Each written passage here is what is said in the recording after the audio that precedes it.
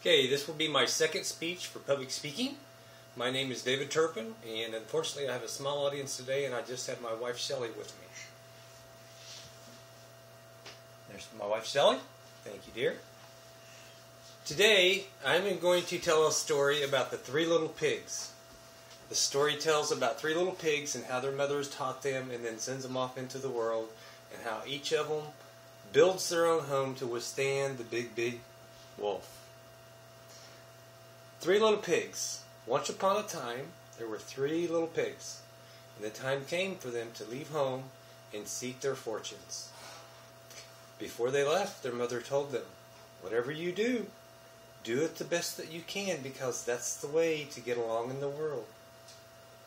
So off they go. The first little pig, he built his house and built it out of straw because that was the easiest thing to do. Second little pig built his house out of sticks. This was a little bit stronger than the straw house was. Third little pig, he builds his house out of bricks. One night, the big bad wolf, who dearly loved to eat fat little piggies, came along and he saw the first little piggy in his house of straw.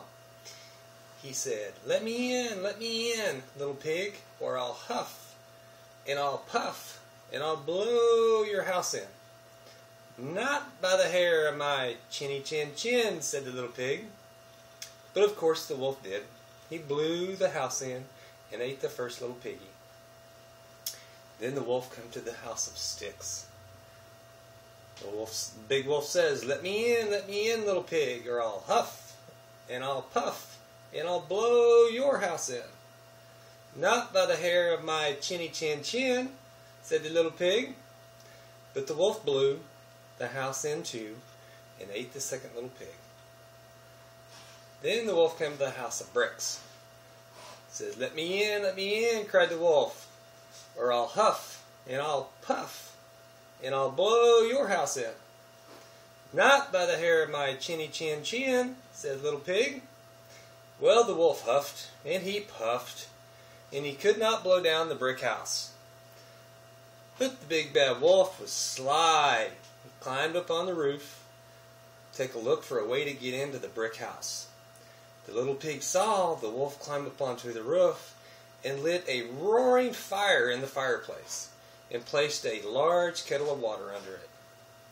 When the wolf finally found the hole in the chimney, he crawled down into a kerplash, right into a kettle of boiling water. And that was the end of the troubles with the big bad wolf. The next day the little pig invited his mother over. She said, "You see, it is just as I told you. The way you get along in the world is to do things as well as you can." Fortunately, the other little pig learned a lesson, and he just lived happily ever after. This concludes my story of the three little pigs and how they learned what their mother had told them and to live in the world against the big bad wolf. For my works cited resource, I used a transcribed version from shoal.com from the internet. Thank you.